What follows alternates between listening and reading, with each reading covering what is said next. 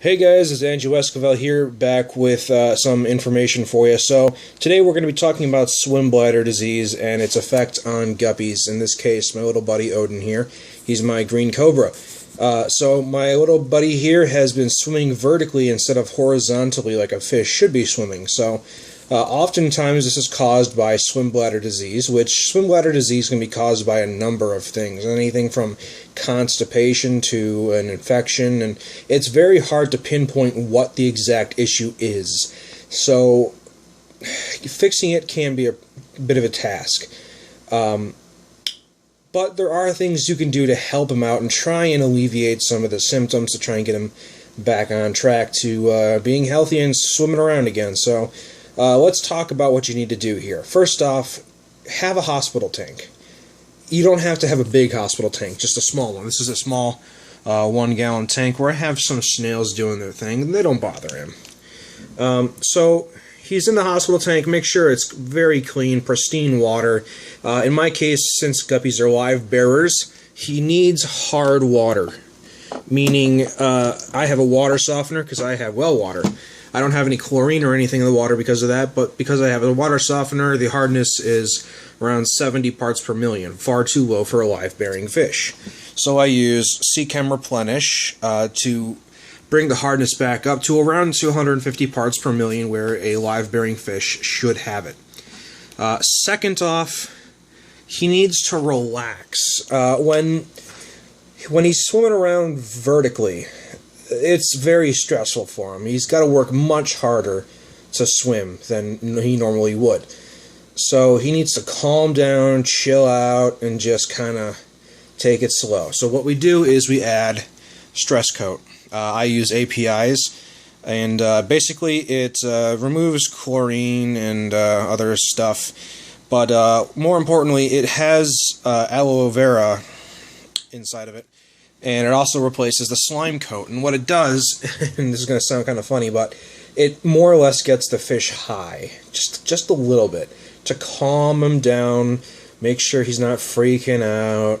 And it also replaces the slime coat on his skin, which is very necessary. It soothes him, makes him chillax and all that, and it's very important that he rests. Because in order to help fix the swim bladder issue, sometimes it might be due to constipation, and that could screw up the swim bladder as well. So what do we do about that?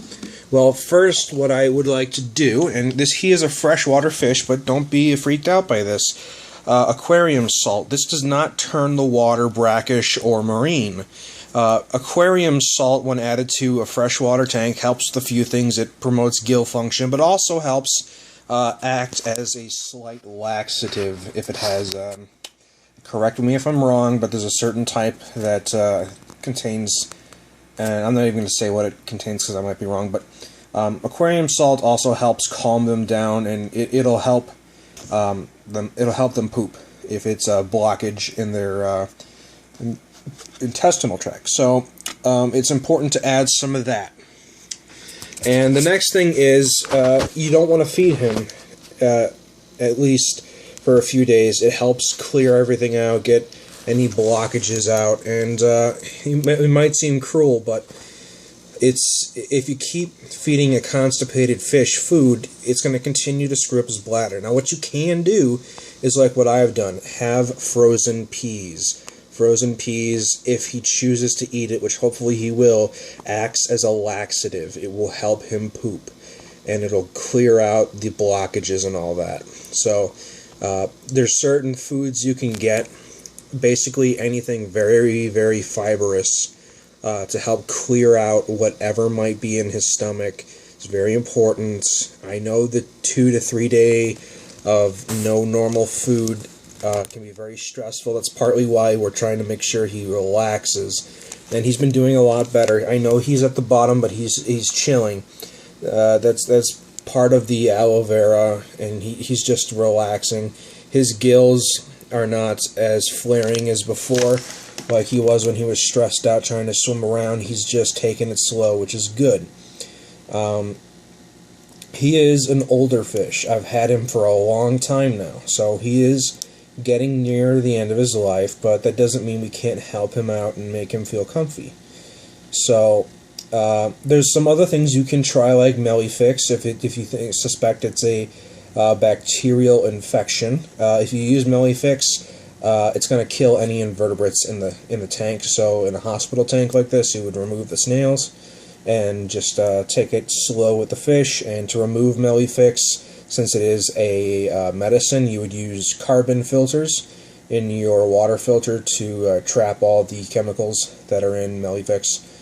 If it's an intestinal infection, like a parasite or something, you, I believe, would try Metroplex, I believe it's called, and treat with that. But like I said, it's very hard to diagnose what might be causing the situation. So we kind of just have to sit back and observe for a few days and just kind of hopefully see some improvement. And I have seen some improvement in the last few days.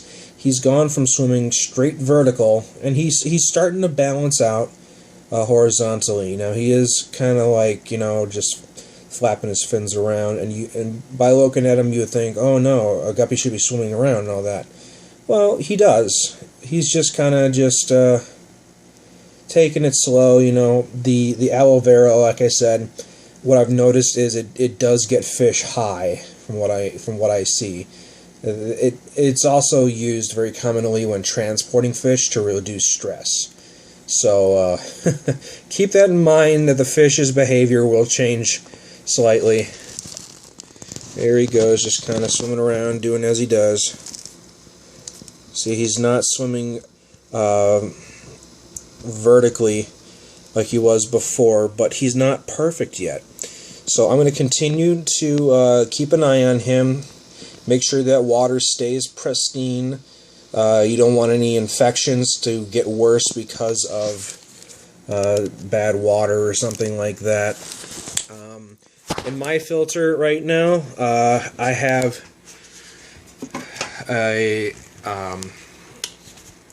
air pump that pumps water up, and you notice there's a bunch of bubbles. That's due to the stress coat being added to the water. It makes it bubbly, so don't worry about that. I have Seachem matrix inside of this little filter for excellent biological filtration. Because I didn't add any medicine per se, salt and stress coat isn't really a medicine. You shouldn't need to worry about chemical like filtration, like carbon. But this is the basic routine that you would go through to try and help your little buddy out. And if you have any extra tips, feel free to post them in the comments. If you think you've got better ideas, I'd love to hear them, because I would love for my little buddy to feel good again. And yeah, hopefully this has helped answer some questions for you. So there he goes. You're getting better, Odin. Hopefully my little fishy buddy will do okay. He's being a little more active now. He's also probably worn out because of the lack of food. That's to be expected. So thanks for watching, guys. I sincerely hope this helped.